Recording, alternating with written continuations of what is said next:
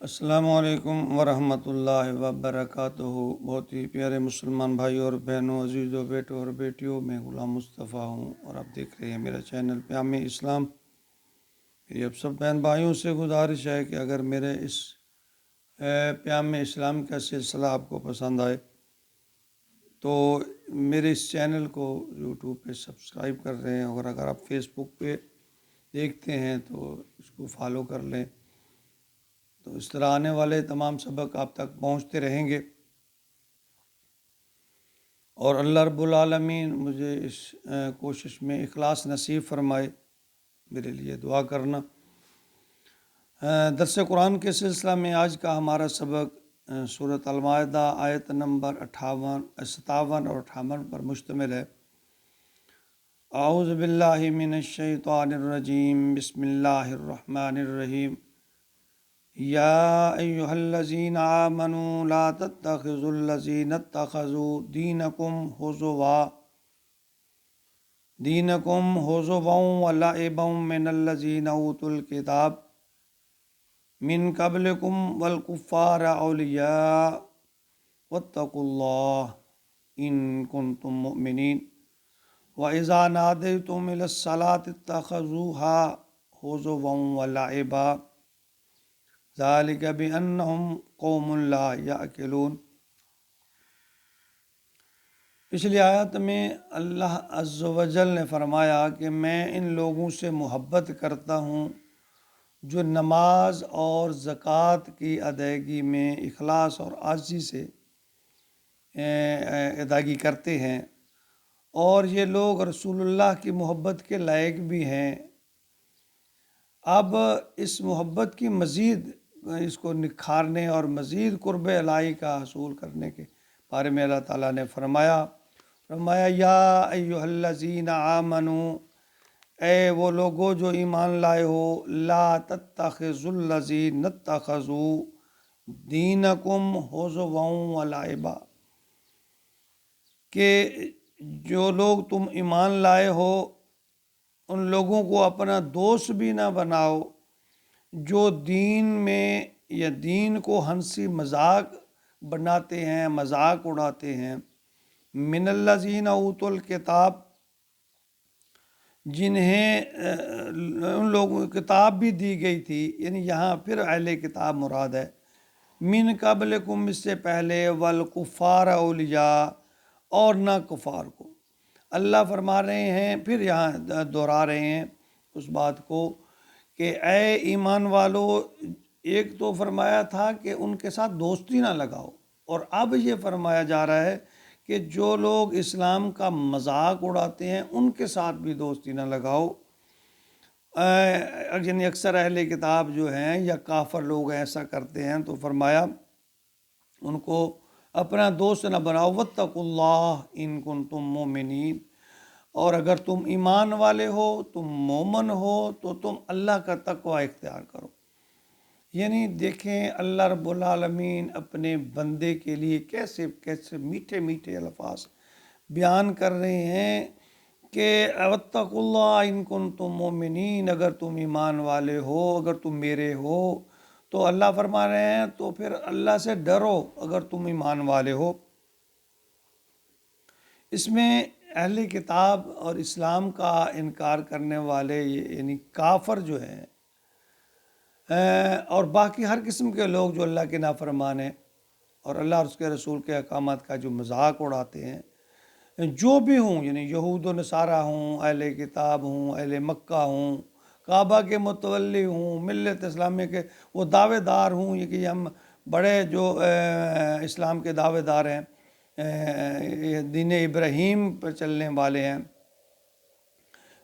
جیسے بھی ہوں، اگر وہ تمہارے دین کا مذاق اڑا رہے ہیں تو اللہ فرما رہے ہیں تم پھر ان کے ساتھ بالکل تعلقات ختم کر دو، ان کو دوست نہ بناؤ۔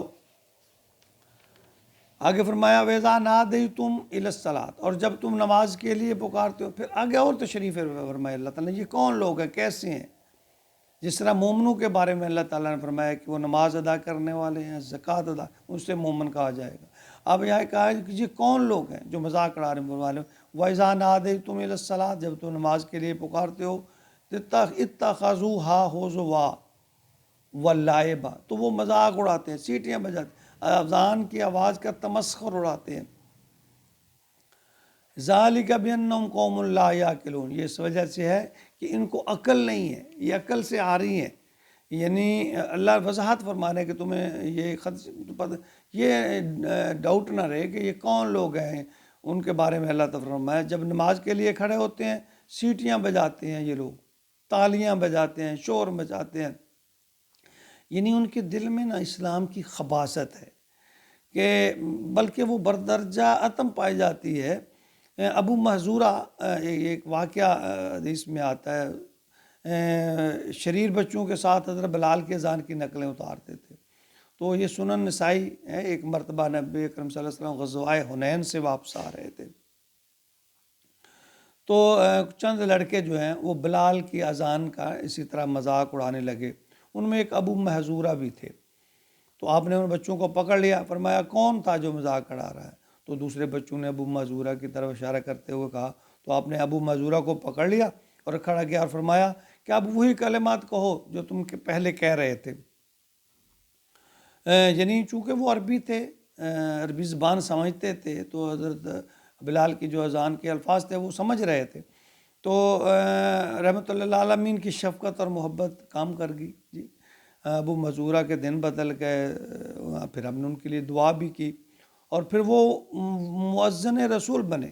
یعنی نقل اتارتے اتارتے اللہ نے عقل دے دی، اور پھر وہ اسلام میں داخل ہو گئے اور مؤذن رسول بھی بنے۔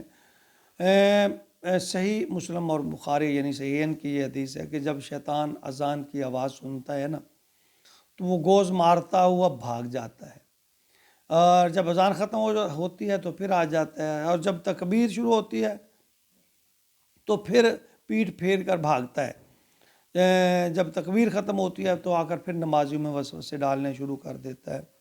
یعنی اس کے یہ بات سمجھیے کہ جو اذان کے یا اللہ کے جو شعار ہیں ان کا جو مذاق اڑاتا ہے وہ شیطان ہے، اور جو انسانوں میں سے اگر لوگ ایسا کرتے ہیں تو وہ شیطان کے بھائی ہیں۔ یہ اسلام میں ہم نے دیکھا ہے کہ ہمارے بہت ہی بظاہر وہ مرتبے والے لوگ، میں بظاہر کی بات کر رہا ہوں، اللہ کے ہاں پتہ نہیں کس کا کیا مقام ہے، کہ وہ جب اذان بج رہا ہے جی نعوذ باللہ، یعنی ان کا یہ جب کبھی اللہ کی طرف لوٹے ہوں تو پتہ ہو۔ اللہ نے فرمایا جب اذان کی آواز آئے تو خاموش ہو جاؤ، نبی پاک صلی اللہ علیہ وسلم کا فرمان، خاموش ہو جاؤ، اذان سنو اور پھر اذان کا جواب دو، جو مؤذن اذان جو کلمات کہہ رہا ہے ان کا جواب دو، اور پھر آخر میں دعا کرو، تو گویا جس طرح اذان دینے والے کو ثواب ملتا ہے آپ کو بھی ثواب ملے گا۔ لیکن جو اذان کا مذاق اڑاتے ہیں یا لوگ نمازی جا رہے ہیں ان کا دیکھو بڑے نمازی بنے پھرتے ہیں جی، وہ جا رہے ہیں، وہ ملا جا رہا ہے، وہ فلاں جا رہا ہے، یعنی جو لوگ نماز کا توبہ کریں یہ شیطانی عمل ہے۔ اللہ فرماتے ہیں ان سے بھی دوستی نہ کرو، کفار سے تو ہے ہی ہے، یہود و نصارہ سے تو ہے ہی ہے، یہ بھی جو لوگ ہیں بظاہر مسلمان اگرچہ وہ اپنے آپ کو کہلوانے والے ہیں، اگر وہ اسلام کی باتوں کا مذاق اڑا رہے ہیں تو اللہ فرما رہے ہیں ان سے بھی دوستی نہ کرو، بلکہ ان کے پاس بیٹھو بھی نہ۔ ایک اور آیت میں کہتا ہے کہ ان کے پاس بیٹھو، اٹھ کر چلا جایا کرو اگر وہ اسلام کی کسی بات کا مذاق اڑا رہے ہیں۔ اللہ رب العالمین ہمارے اندر اسلام سے محبت، اخلاص اور تقوی بھر دے۔ یہ دیکھیں دنیا فانی ہے، چند روزہ ہے، ہم اپنے ہاتھوں سے کتنے لوگوں کے جنازے اٹھا رہے ہیں، ہمارا بھی کسی نہ کسی دن کہ کیا پتہ یہ سانس آیا ہے دوسرے لمحے یہ سانس آئے نہ آئے۔ آخرت کے لیے کچھ کما لیجئے، آخرت کے لیے کچھ کر لیجئے، اللہ اور اللہ کے رسول کی طرف لوٹ آئیے، اسلام کی طرف لوٹ آئیے۔ وہ زندگی نہ ختم ہونے والی ہے اور اس میں کوئی پھر رعایت نہیں ہے۔ یہ بھی مت سوچئے کہ بغیر اعمال کے بھی ہمارے تکے لگیں گے۔